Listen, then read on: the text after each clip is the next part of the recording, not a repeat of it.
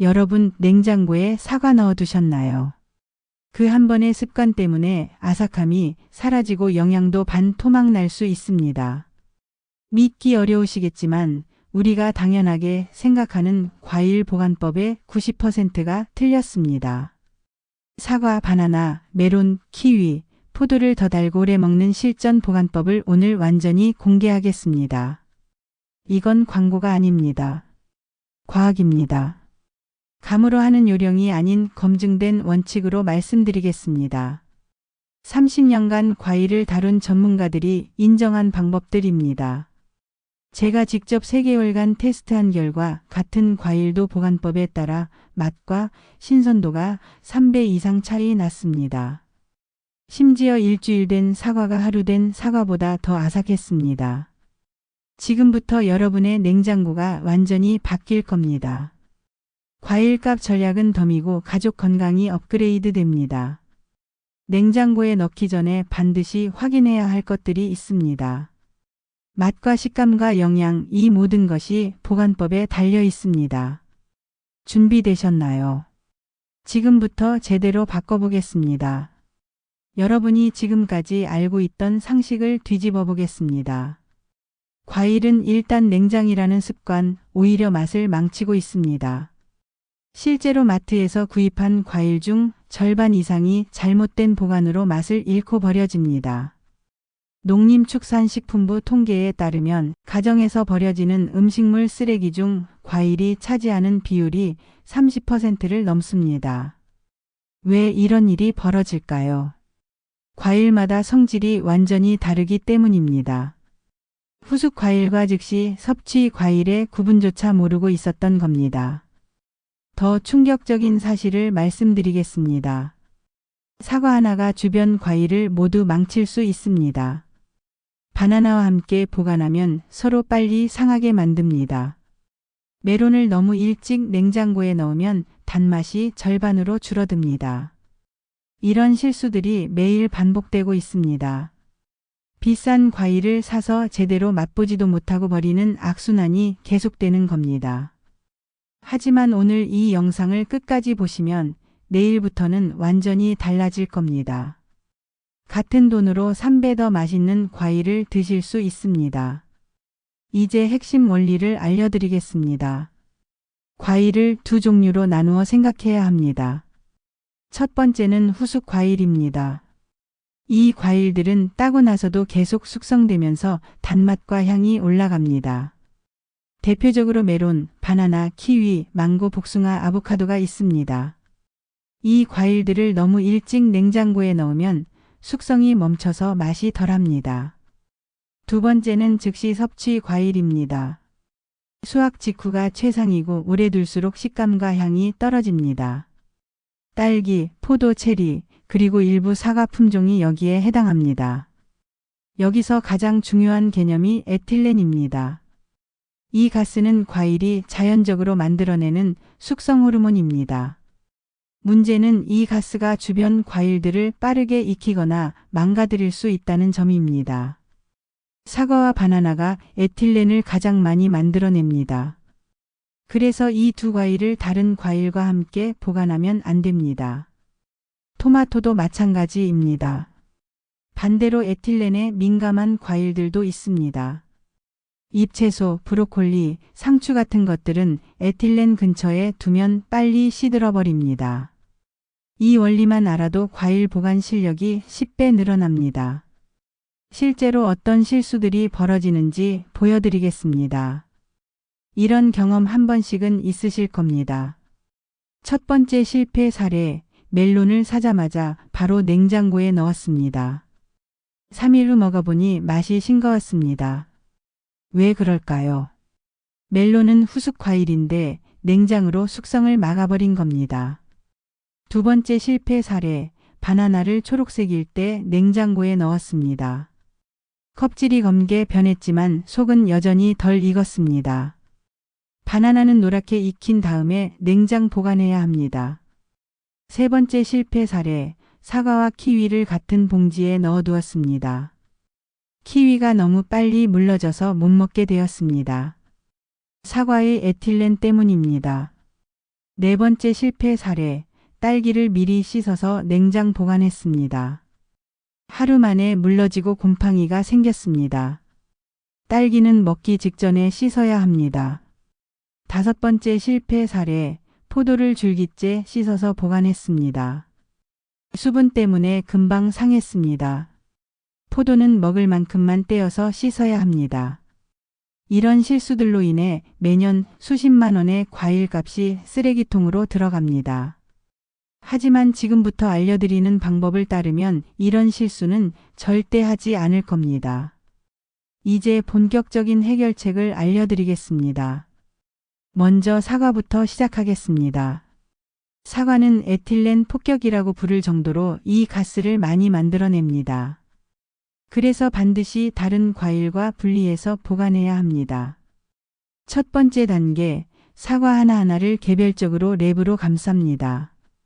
완전히 밀폐할 필요는 없고 느슨하게 감싸주면 됩니다. 이렇게 하면 에틸렌 배출을 70% 줄일 수 있습니다. 두 번째 단계, 랩으로 감싼 사과들을 밀폐 용기에 넣습니다. 이때 용기 안에 키친타월을 한 장 깔아주면 습도 조절에 도움이 됩니다. 세 번째 단계, 냉장고에 야채칸에 보관합니다. 야채칸의 온도는 1도에서 5도 사이로 사과 보관에 가장 적합합니다. 절대 냉동실 근처나 문 쪽에 두지 마세요. 이 방법으로 보관하면 사과의 아삭함을 2달 이상 유지할 수 있습니다. 세척은 먹기 직전에 하세요. 미리 씻어두면 껍질이 상하기 쉽습니다. 사과를 잘랐을 때 갈변을 방지하려면 레몬물에 1분에서 2분 정도 담궈두세요. 레몬의 구연산이 산화를 막아줍니다.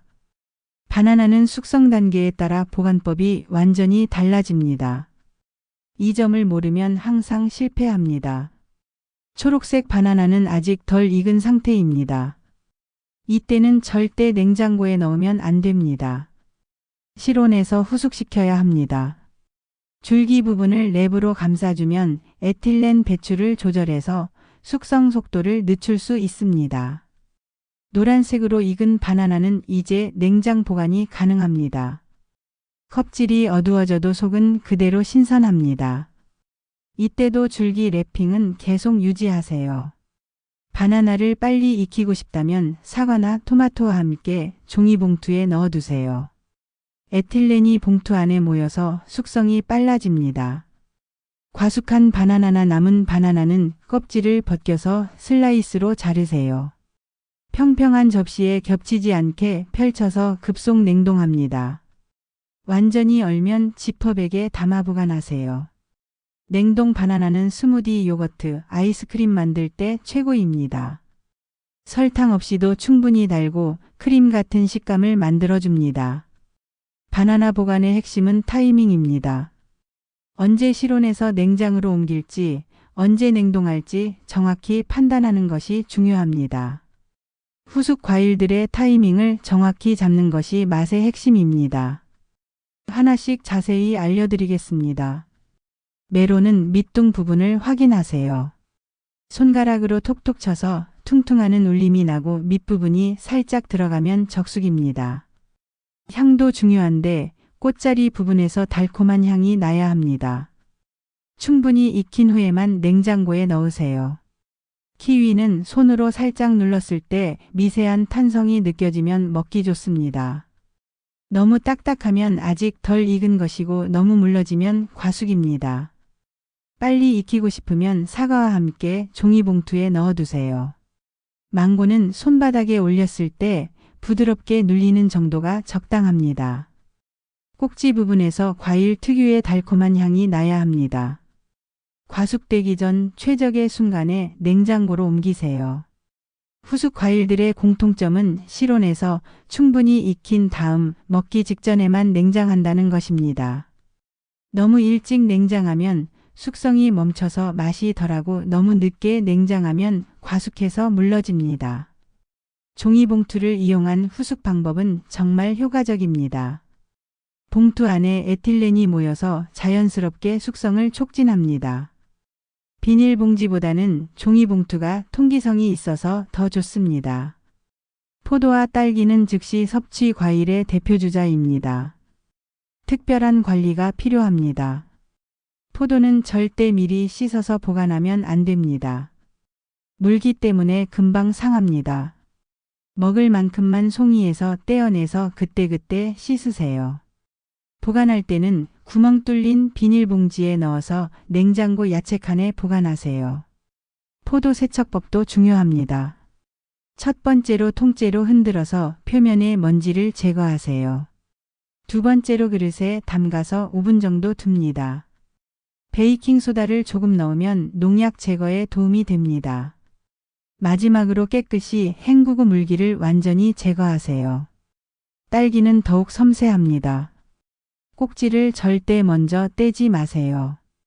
꼭지가 있어야 수분 손실을 막을 수 있습니다. 세척할 때도 꼭지를 붙인 채로 하세요. 딸기 보관 시에는 상한 것이 하나라도 있으면 즉시 제거하세요. 하나가 상하면 다른 딸기들도 빨리 상합니다.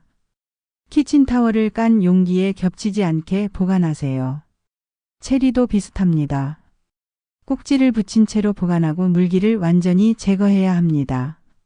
냉장고에서도 며칠밖에 못 가므로 빨리 드세요. 이런 과일들은 구입 후 최대한 빨리 드시는 것이 가장 맛있습니다. 이제 실천 계획을 세워보겠습니다.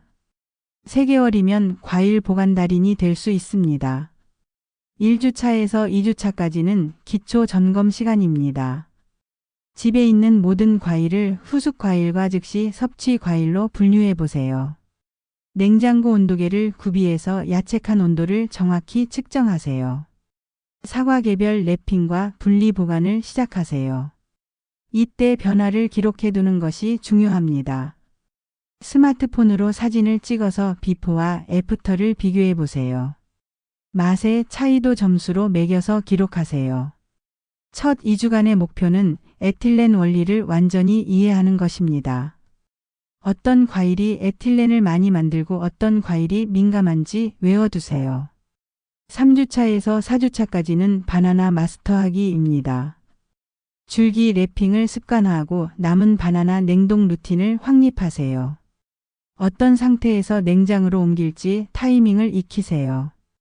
바나나 숙성 단계별 사진을 찍어서 나만의 가이드를 만들어 보세요. 우리 집 온도에서 초록색에서 노란색까지 며칠 걸리는지 정확히 파악하세요. 이 시기의 목표는 바나나 보관법을 완전히 마스터하는 것입니다. 가족들도 함께 참여시켜서 모두가 올바른 방법을 알도록 하세요. 5주차에서 8주차까지는 후숙 과일 전문가 되기입니다. 메론, 키위를 종이봉투로 후숙시키는 테스트를 해보세요.